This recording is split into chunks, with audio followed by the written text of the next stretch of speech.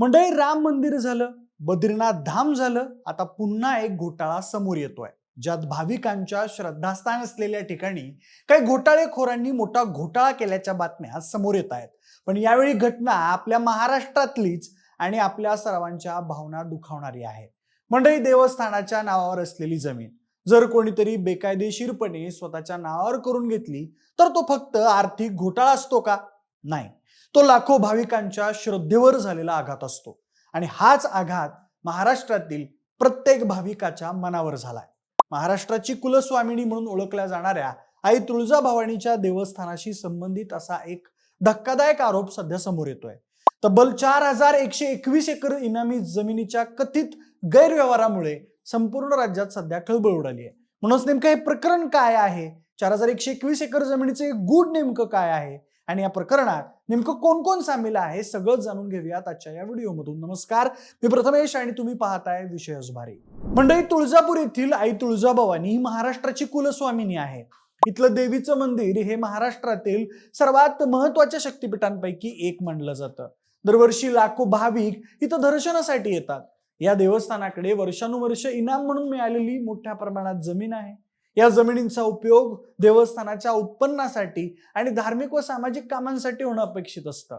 तत्कालीन निजाम सरकारने श्री तुळजाभवानी देवीला 4121 एकर म्हणजेच सुमारे 1666 हेक्टर जमीन इनाम म्हणून दिली होती. कायद्यानुसार या जमिनीची खरेदी विक्री होऊ शकत नाही आणि याला कुळ कायदा देखील लागू होत नाही. परंतु काही भ्रष्ट महसूल अधिकारी, भूमाफिया आणि खासगी व्यक्तींनी संगनमत करून या हजारो एकर जमिनीचे नियमबाह्य पद्धतीने हस्तांतरण केले आणि ती जमीन परस्पर खासगी व्यक्तींच्या नावे लाटली असा गंभीर आरोप केला जातो आहे. अधिकृत कागदपत्रांनुसार मंदिर संस्थांच्या नावावर कागदोपत्री 3397 एकर जमीन दिसते. मात्र त्या जमिनीचा प्रत्यक्ष ताबा 4 मठांमधील खासगी व्यक्तींकडे आहे. तसेच जगदंबा ट्रस्टच्या मालकीची 403 एकर जमीन ट्रस्टला अंधारात ठेवून थेट खासगी व्यक्तींच्या नावे करण्यात आली आहे. महाराष्ट्र मंदिर महासंघाचे राष्ट्रीय संघटक सुनील घनवट यांनी या घोटाळ्याविरोधात आवाज उठवल्यानंतर महसूल मंत्री चंद्रशेखर बावनकुळे यांनी धाराशिवच्या जिल्हाधिकाऱ्यांना या प्रकरणाची सखोल चौकशी करण्याचे निर्देश दिले. नुकत्याच झालेल्या पावसाळी अधिवेशनात राष्ट्रवादी शरद पवार काँग्रेस गटाचे नेते जयंत पाटील यांनी हा मुद्दा आक्रमकपणे मांडला. धाराशिव जिल्ह्यातील अपशिंगा आणि उपळा गावातील 158 एकर जमीन फेरफार करून लाटण्यात आल्याचा आरोप त्यांनी केला असून राज्यभरात देवस्थानच्या जमिनी लाटणारे मोठं रॅकेट सक्रिय असल्याचं त्यांनी म्हटलं आहे. त्यासोबतच महाराष्ट्र मंदिर महासंघानेही गंभीर आरोप केला आहे की देवस्थानाच्या तब्बल 4121 एकर इनामी जमिनीमध्ये मोठ्या प्रमाणात गैरव्यवहार झाला आहे. एवढंच नाही तर या संपूर्ण प्रकरणात काही अधिकारी, विश्वस्त आणि राजकीय व्यक्तींचे लागेबांधे असल्याचाही आरोप करण्यात आला आहे. हा वाद अचानक समोर आलेला नाही. महाराष्ट्र मंदिर महासंघाच्या म्हणण्यानुसार या प्रकरणाचा पाठपुरावा 2010 पासून सुरू आहे. गेल्या अनेक वर्षांपासून देवस्थानाच्या इनामी जमीन खासगी व्यक्तींच्या नावावर केल्याचा मुद्दा सातत्याने उपस्थित केला जात होता. मात्र आता या तक्रारीची अधिकृतपणे दखल घेण्यात आली आहे. महाराष्ट्र मंदिर महासंघाने महसूल मंत्री चंद्रशेखर बावनकुळे यांच्याकडे याबाबत निवेदन दिल्यानंतर महसूल मंत्र्यांनी या प्रकरणाची सध्या चौकशी करण्याचे आदेश दिले आहेत. धाराशिव जिल्हाधिकाऱ्यांना चौकशी समिती नेमून संपूर्ण प्रकरणाचा तपास करण्याचे निर्देश देण्यात आल्याची माहिती समोर आली आहे. मात्र त्याच वेळी जिल्हा प्रशासनाकडून अद्याप लेखी आदेश प्राप्त झाले नसल्याचेही सांगण्यात आले आहे. महाराष्ट्र मंदिर महासंघाने या प्रकरणात कठोर कारवाईची मागणी केली आहे.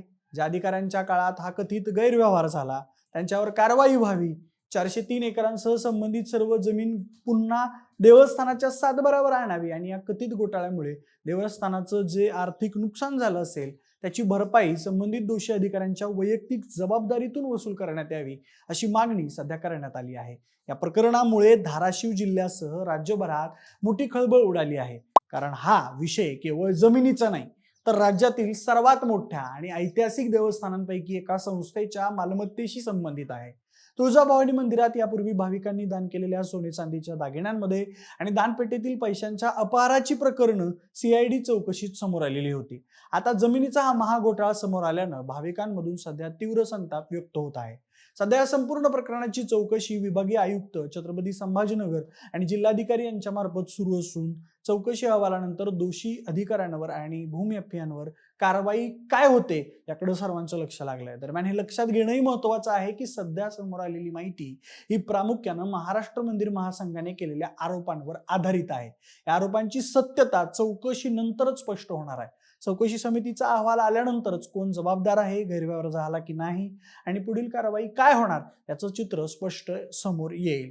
एकीकडे लाखो भाविकांची श्रद्धा आणि दुसरीकडे देवस्थानाच्या मौल्यवान जमिनीचा प्रश्न. त्यामुळे या प्रकरणाकडे संपूर्ण महाराष्ट्राचं लक्ष लागलेलं आहे. आता चौकशीतून सत्य बाहेर येईल का आणि यामध्ये नेमकं कोणकोणते अधिकारी आणि राजकीय नेते दोषी सापडतील, दोषींवर कारवाई होईल का आणि देवस्थानाची कथितपणे गमावलेली जमीन पुन्हा परत मिळेल का, या सर्व प्रश्नांची उत्तर आता येणाऱ्या चौकशी अहवालात समोर येतील. बाकी आता दिलेली संपूर्ण माहिती माध्यमातून समोर आलेली आहे. बाकी तुमच्या याबद्दलची जी काही मतं असतील ती आम्हाला कमेंट करून नक्की सांगा आणि सोबतच आपल्या विशेष भरीच्या YouTube चॅनलला सबस्क्राईब करायला अजिबात विसरू नका. धन्यवाद.